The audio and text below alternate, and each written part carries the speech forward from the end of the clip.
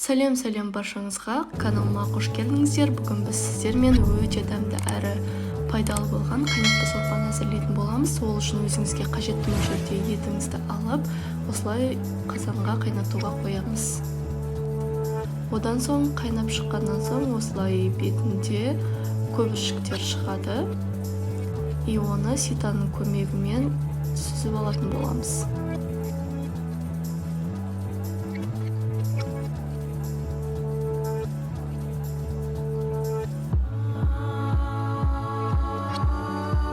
Және де ол қайнап болам дегенше бізге қажетті ингредиенттер дайындап аламыз.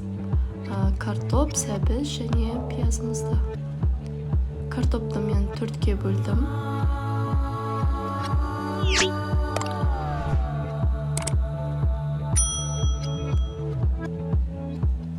Лукымызды осылай жұқа етіп, жіңішке етіп кесіп шығамыз.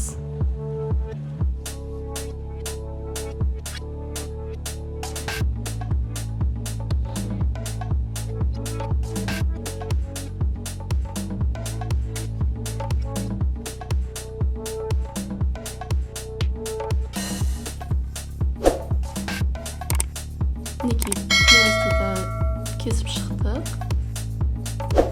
Енді оған картошкамызбен және сәбізді қосып, үстінен өзіңіз қалаған дәмдеуіштерді қосып, тұз қосып жүріңіздер, бір ас қасықты.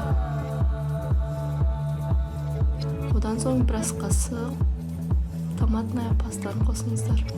Сол кезде түсі де өте әдемі болып шығатын болады.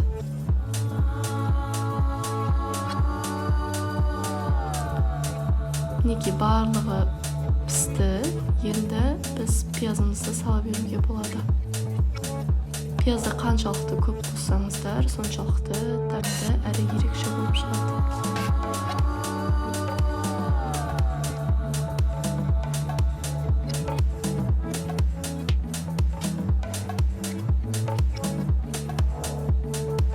Қосып болдық. Араластырып, тағы да кішкене қайнатып қоямыз. Сорпамыз дайын. Каналым сізге ұнаған болса, каналыма тіркеліп, лайк және коммент қалдыруыңызды сұраймын.